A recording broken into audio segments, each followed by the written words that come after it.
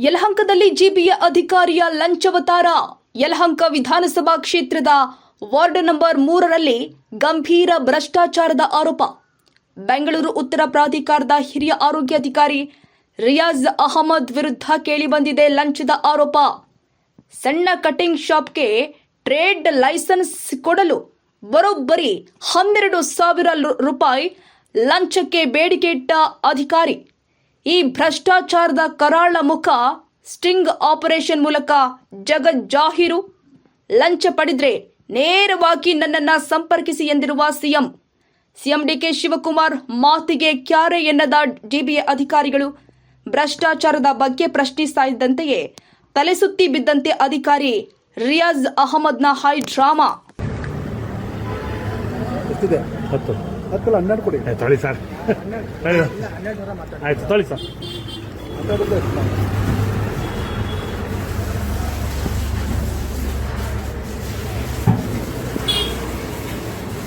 Sir, ಇವರು ಮುಖ್ಯಮಂತ್ರಿಗಳು ಒಂದು ಮಾತು ಹೇಳಿದ್ದಾರೆ.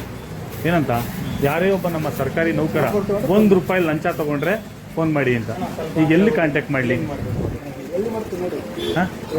ಎಲ್ಲಿ ಸಿಗ್ತಾರೆ ಮುಖ್ಯಮಂತ್ರಿಗಳು? ಅದೇ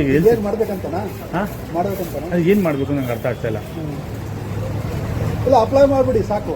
ಅಲ್ಲ, ನಾನು ಕೇಳ್ತಾ ಇರೋದು, ಮುಖ್ಯಮಂತ್ರಿಗಳು ನಮ್ಮ ಸರ್ಕಾರಿ ಕಚೇರಿಯಲ್ಲಿ ₹1 ಯಾರಾದರೂ ಲಂಚ ತಗೊಂಡ್ರು ಅವ್ರನ್ನ ನನಗೆ ಒಂದು ಗಮನಕ್ಕೆ ತಗೊಂಬನ್ನಿ ಅಂತ ಹೇಳಿದ್ದಾರೆ. ಈಗ ನಾನು ಎಲ್ಲಿ ಹುಡುಕ್ಲಿ ಅವ್ರನ್ನೀಗ?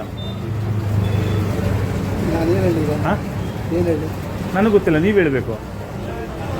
ಮುಖ್ಯಮಂತ್ರಿ ಹೇಳ್ತಾರ ತಪ್ಪ ಅಥವಾ ಅಧಿಕಾರಿಗಳು ನಡ್ಕೊಳ್ತಾರ ತಪ್ಪ ಅಂತ? ಅಲ್ಲ ಸರ್, ಒಬ್ಬ ಸಣ್ಣ ಪುಟ್ಟ ವ್ಯಾಪಾರಿ ಹತ್ರ ನೀವು 10ರಿಂದ 12,000 ರೂಪಾಯಿ ಡಿಮ್ಯಾಂಡ್ಸ್ ಮಾಡ್ತೀರಿ ಹಣಕ್ಕೆ ಅಂತ ಹೇಳಿದ್ರೆ ಇದು ಎಷ್ಟು ಮಟ್ಟಿಗೆ ನೀಚ ಕೆಲಸ ಅಲ್ವಾ? ಸರ್ಕಾರ ನಿಮ್ಗೆ ಉದ್ಯೋಗ ಕೊಟ್ಟಿದೆ, ಏನಂತ ಭಾಳ ಒಳ್ಳೆ ಕೆಲಸ ಮಾಡಿ ಜನಸಾಮಾನ್ಯರಿಗೆ ಸಹಾಯ ಮಾಡಿ ಅಂತ. ಪಾಪ ಅವ್ನು ಯಾರೋ ಸಣ್ಣ ಪುಟ್ಟ ವ್ಯಾಪಾರಿ ಹತ್ರ ಹೋಗ್ಬಿಟ್ಟು ನೀವು ಅವನು ದಿನನಿತ್ಯ ನಿಂತ್ಕೊಂಡು ಕಷ್ಟ ಬೀಳಿ.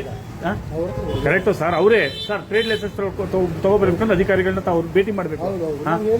ಕರೆಕ್ಟು ಸರ್, ಈ ಥರ ನೀಚ್ ಕೆಲಸಕ್ಕೆ ಅವನೇನೋ ಪಾಪ ರೋಡಲ್ಲಿ ನಿಂತ್ಕೊಂಡು ಬೀದಿ ನಿಂತ್ಕೊಂಡು ಕಟ್ ಮಾಡಿ ಒಬ್ಬ ನಿಲ್ಸ್ಕೊಂಡು ಅವ್ನು ಹೋಗ್ಬಿಟ್ಟು ನೀವು 12,000 ರೂಪಾಯಿ ಲಂಚ ಕೇಳಿದ್ರಿ, ಯಾವ ರೀತಿ ಸರಿ? ಅಂತ ಆನೆಸ್ಟ್ ಆಫೀಸರ್ ಆಗಿದ್ರೆ ಮಾಡ್ಕೊಡ್ಬೇಕು ನೀವು ನೇರವಾಗಿ. ಸರ್ಕಾರಿ ಫೀಸ್ ಕಟ್ಟಿ. ಹೌದು ಸರ್, ನೀವು ಯಾಕೆ ದುಡ್ಡು ಇಸ್ಕೊಂಡ್ರಿ? ಅವನು ತಿಳುವಳಿಕೆ ಇಲ್ಲ, ಅಯೋಗ್ಯ, ನೀಚ, ಅವ್ನು ಗೊತ್ತಿಲ್ಲ. ನಿಮ್ಗೆ ಗೊತ್ತಿದೆಯಲ್ಲ, ನೀವು ಓದಿದಿರಿಯಲ್ಲ, ಮತ್ತೆ ಏನ್ ಮಾಡ್ಬೇಕು ಅಂತ ತಗೊಳ್ಳಿ ದುಡ್ಡು ಇಸ್ಕೊಳ್ಳಿ, ಅಪ್ಲೈ ಮಾಡಿಸಿ ಸಾಕು. ಯಾರಿಗೆ? ನಾನು ಯಾಕೆ ದುಡ್ಡು ಇಸ್ಕೊಳ್ಳಿ? ಮುಖ್ಯಮಂತ್ರಿ ಕೊಟ್ಬಿಡಿ ದುಡ್ಡನ್ನ. ಸಾಕು. ಬೇಡ ಸರ್, ನೀವು ಮುಖ್ಯಮಂತ್ರಿಗೆ ದುಡ್ಡು ಕೊಟ್ಬಿಡಿ. 12,000 ರೂಪಾಯಿ ನನಗೆ ಯಾರೋ ಒಬ್ರು ಲಂಚ ಕೊಡಿ ಅಂತ 12 ಕೊಟ್ಬಿಡಿ ಅಧಿಕಾರಿಗಳಿಗೆ. ನೀವು ಮುಖ್ಯಮಂತ್ರಿಗಳಿಗೆ ಕೊಡಿ ಸರ್. ಮುಖ್ಯಮಂತ್ರಿಗಳು ಗಮನಕ್ಕೆ ತಗೊಂಬನ್ನಿ ಸರ್. ನಾನು ಈ ಥರ 12,000 ರೂಪಾಯಿ ದುಡ್ಡು ತಗೊಂಡೆ, ಲಂಚ ತಗೊಂಡೆ, ಏನು ಮಾಡೋದು ಅಂತ ಕೇಳಿ. ಬಡವ್ರ ಬಗ್ಗೆ ಈ ಥರ ರೆಕ್ಟ ಇರ್ತಲ್ಲ, ಎಷ್ಟು ಮಟ್ಟಿಗೆ ಸರಿ ಸರ್ ಇದು? ನನಗಿಂತ ದುಡ್ಡು ನಿಮ್ಗೆ ಲಂಚ ಅಂತ ಕೊಡಿ, ನೀವು ಇಟ್ಕೊಳ್ಳಿ ಸರ್. ನೀವು ಕೇಳಿರೋ ದುಡ್ಡನ್ನ ನಿಮ್ಮ ಅಧಿಕಾರಿಗಳಿಗೆ ಏನೋ ಬಟ್ಟೆಗೆ, ರೇಷನ್ಗೆ ನೀವು ಕೇಳಿದಿರಲ್ಲ ಲಂಚ ದುಡ್ಡು, ಅದನ್ನ ಕೊಟ್ಟಿದ್ದೀವಿ, ತಗೊಳ್ಳಿ. ಏನ್ ಸರ್? ತಗೊಳ್ಳಿ, ನಿಮ್ಮ ರೇಷನ್ ದುಡ್ಡು ತಗೊಳ್ಳಿ.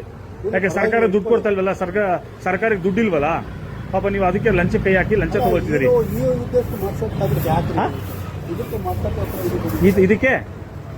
ಇದಕ್ಕೆ ಅಲ್ಲ, ಇದನ್ನು ಮಾಡಕ್ಕೋಸ್ಕರ ಇದನ್ನ ಇಷ್ಟೆಲ್ಲ ಮಾಡ್ಬೇಕಾಯ್ತು. ಏನ್ ಇದನ್ನ ಮಾಡಕ್ಕೆ ನಿಮಗೆ ಕೇಳ್ತಾ ಇರಬೇಕು.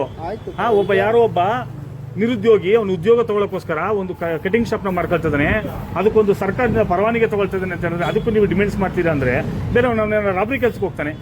ನೀವು ಅಧಿಕಾರಿಗಳು ಡಿಮ್ಯಾಂಡ್ ಮಾಡಿ ಎಲ್ಲಿ ತರ್ತಾನೆ ಅವನು? ಸುಸ್ತಾಗುತ್ತೆ ಪಾಪ ಅವ್ರಿಗೆ. ಇಲ್ಲ, ಸುಸ್ತಾಗ್ತಿದೆ ಪಾಪ. ಶುಗರು BP ಲೋ ಆಗ್ತಿದೆ ಅವ್ರಿಗೆ ಪಾಪ.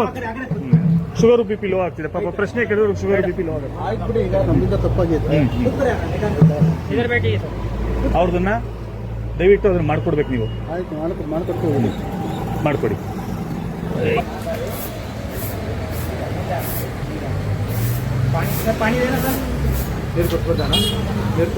ಏನಿಲ್ಲ ರೀ, ನಾರ್ಮಲ್ ಇದಾನೆ.